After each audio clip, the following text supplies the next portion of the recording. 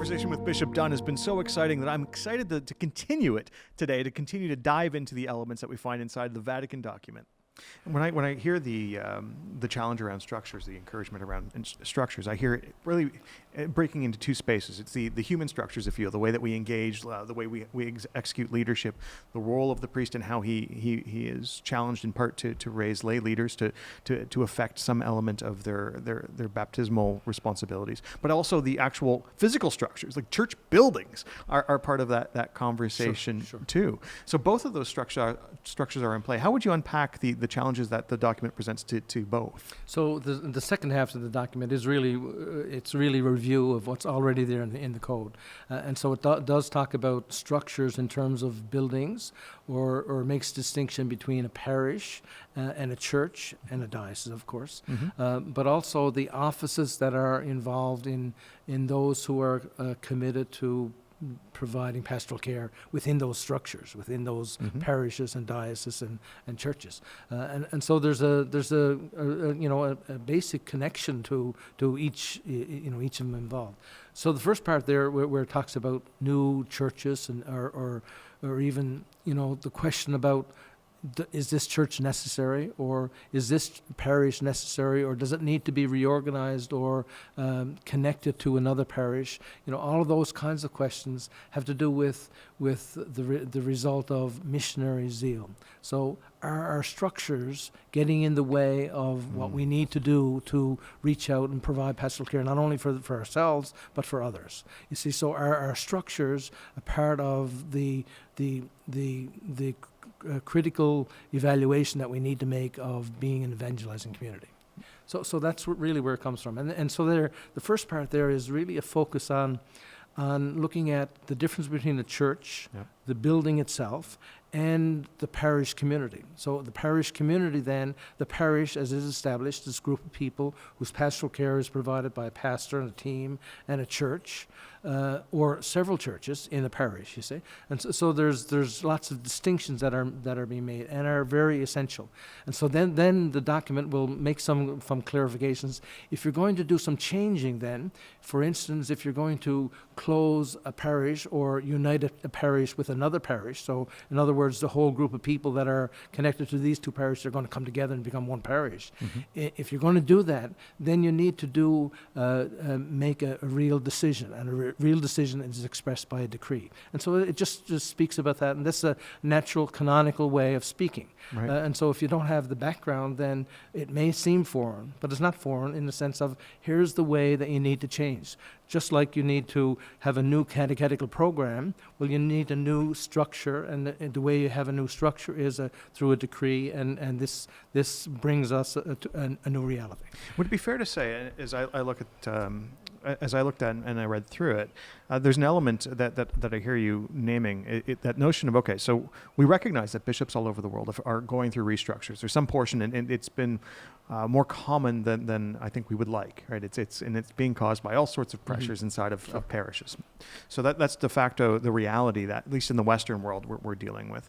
What I think it might be challenging us to is the why of the restructuring, and posing, not allowing us to venture into the space of restructuring for the sake of finances or for the sake of constraint. But what I'm hearing you say is, no, if we're going to restructure, it has to be restructured for the right intent, pastoral care, for evangelization. That's exactly right. And so that's a significant element, because it is something that our church is wrestling with all over, and bishops like yourself have had to look at this, right? Sure it is. And so the reality is, we've moved from a place where we've had so many priests, we sometimes opened up new churches in order to provide a place for the priests to go.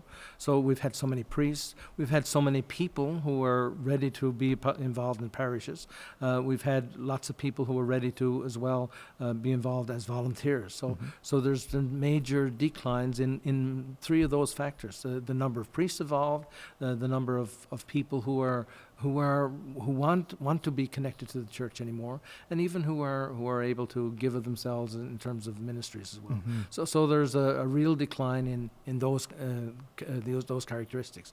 As a result, we need to say, in a state of shortage or scarcity of resources as well, how do we provide the best pastoral care possible for this group of people? So in other words, if we were just moving in here and setting up a church, what we would do? And so that's the mindset we need to have. What would we do if we were just setting up a church here in this area to look after the pastoral care of these people? Right. So one of the things I'm hearing you say is that as a diocese begins to restructure, it has to have the right intention, and that intention, at least in part, requires a degree of missionary zeal, Sure. is what appears in the document. And that same tension, I think, exists not just in the structures, the parish structures, but they actually exist in the pastor. And what I'm leaning into is what I read in paragraph 35, where it says, in order to remain faithful to the mandate of Christ, pastors, especially parish priests, who are co-workers with the bishop in a very special way, must resolutely grasp the need for a missionary reform of pastoral action, which is to say that that same thing that undergirds our parishes as structures needs to undergird our priesthood as priests. Sure. And is that how natural of a place is it for priests to find that? And is it a new way for them to reflect on That's their own roles? That's a new element in the document as well. It's new in the sense that a priest, goes to a parish community, looking after this group of people with the resources that he has.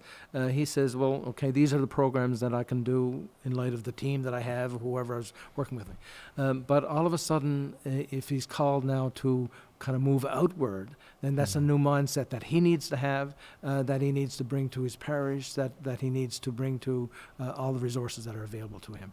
So that's a big mindset change. Right. And sometimes that's difficult.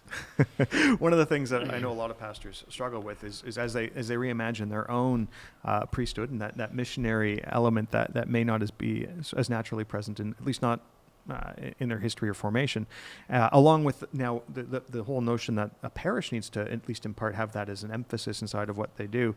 And yet at the same time, there's a tension around us making deliberate choices to close church buildings. Can you speak to the difference between a parish and a church building, and when we close church buildings, the reason we might make decisions like that as a church? Okay, so we need to recognize the context of a diocese, first of all, or even a couple of parishes that are back to back to one another. And so if you think about here in this diocese, we've had a number of parishes in rural areas where there's a church set up, it's a little parish community, and 10 kilometers away you have another parish, a church, and a parish community with a priest, and going along the way. And then all of a sudden you don't have the number of priests that are available. Mm-hmm. The people that are no longer there have moved to the city, for instance, in rural areas. And so as a result, you have a large number of buildings, a small number of people, and a smaller number of priests. And so you have to kind of put those things together and say, well, how does this priest, or maybe a couple of priests, provide the pastoral care for this group of people that originally were served by a number of churches, a number of parish communities, and so that becomes the issue. And so that when you think about that, then the first thing that needs to be done is everybody needs to come on board about the thinking. We all the people involved, including all the parishioners who are left there, need to realize that there are major changes have taken place. And that's often the most difficult issue. And so it needs to be, as the document says, and another new point and a wonderful point, it talks about these changes need to be gradual and flexible. And so there's a sense of really appreciating that a group of people have been connected to this church and put their lives and their resources for many, many years to this church, and their whole spiritual life is connected to this church. And so now you're going to say, we don't need this church any longer? You see, it really affects the spiritual foundation of individual parishioners. Right. And so that, as the document says, we need to be gradual, we need to be flexible, but we need to consult all these people to say, here's the larger picture, and here is the larger call to a missionary zeal that we need to have. And so that's a very difficult and a long process. In addition to the affection we often have for our buildings, we as parishioners often grow in great and deep affection for our given pastors or priests. Sure. And the document actually speaks to priestly assignment and duration of Sure. assignment, and it proposes that a more lengthy duration is more appropriate, but that's not always the norm. So could you reflect for us on what? So it talks about the issue of stability of a parish leadership for a parish community in providing pastoral care. And so the new code, so since 1983, there was a possibility of providing to appoint a priest for a period of time, as opposed to just you're appointed as a pastor and that goes on, forever. In the old, it used to be called irreplaceable pastors, right? So then you have a person who is named a term, but the term that is set up for the Canadian bishops is 6 years. So if you're going to be named for a term, you have to be named for a 6-year period. So you can't be named, okay, I'm going to make you pastor for 2 years or 3 years. You're there only for a 6-year period or for an indefinite period. That's the two ways of being appointed. And the point is that they want to say you need to have some relationship with the people. They talked about proximity. Proximity is another important goal from Pope Francis, but it's also an important goal in this document. It talks about proximity as an important characteristic in terms of pastoral care. So proximity flows out of stability. Because you know the people, because you have some relationship with the people, then you can provide better pastoral care. So the stability that they suggest, and again, it's not new, is that normally it's a 6-year period, or they say a definite period because each country has may have a different term. But so here in Canada, it's a 6-year period. And then they talk about the interesting thing about it, and this is a new thing as well, that the administrator, you can name an administrator who has lots of times the general faculties of a pastor, but he should be there only for a temporary period. And they say temporary being less than a year. Now, lots of places say, okay, we're going to name this group of people here as only administrators. And so that takes away the stability that is called for by the real pastoral care of people. Interesting. Yeah. So when how do I understand that? Because there's an emphasis on proximate, right? In the proximity of a parish. And yet here we are in the midst of a pandemic where, proximity is really within my household. I rarely leave my home. And so as we think of things like pastoral care and the call to community, you touched on that as well, the call to community and the importance of it. How do we understand how parishes and how priests are intended to best live out their responsibilities when we're often in many places in the world not even allowed in the building or restricted in terms of how many people can be present? Well, I think we can't say here are the guidelines for a pandemic because pandemic is an unusual situation. So that's an unusual situation. It's an unusual situation that needs to be dealt with by certain guidelines that are specific to the pandemic. But we need to realize community. So community, how do you create community? And these live streaming masses and Zoom meetings and all those kinds of things have been helpful to continue to grow as a community. But they're certainly not the best. You need physical presence. And so this is a part of, this is the downfall of a whole pandemic and downfall on our faith. And so we need to continue to do what we can to have the contact with people, but knowing that once the pandemic is over, whatever that means, then we need to gear up again and say, here's where we need to be moving in a missionary focus. Yeah, and I think there's a special tension in it for us as Catholics, as we're sacramental people. Sure, certainly. While there are other Christian faiths that don't have some of those physical aspects in the same way. Sure. It creates a different challenge. So let me ask you this: in your office of bishop, what are some of the takeaways that you have from this document? What are the key things you're like, I've read this, and these are the key messages I might pull out? So one of the first ones is the focus on missionary activity, missionary outreach, and which flows out of a lot of the documents from Pope Francis, and so it's now the Congregation for the Clergy in terms of the relationships within parish life need to be focusing on this evangelization and missionary evangelization. So that's one of the first things. The other thing was kind of a reaffirmation of a lot of the guidelines that are already present with the Congregation for Clergy. You see, the Congregation of Clergy in 2013 issued a document precisely about the closure, the amalgamation of parishes, the closure of churches, the selling of churches. And it's interesting that they don't even quote themselves. And I find that very interesting. So now perhaps it's because it's considered procedural guidelines as opposed to, a full-fledged document about something or other. But that's very interesting because that's really a more important document than this one, because this one here only picks and chooses certain things that they want to highlight. But I would have thought that they would have at least highlighted their own guidelines, because their guidelines are very good.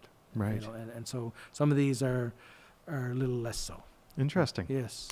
So for those who are reading it, whether they're clergy or lay leaders,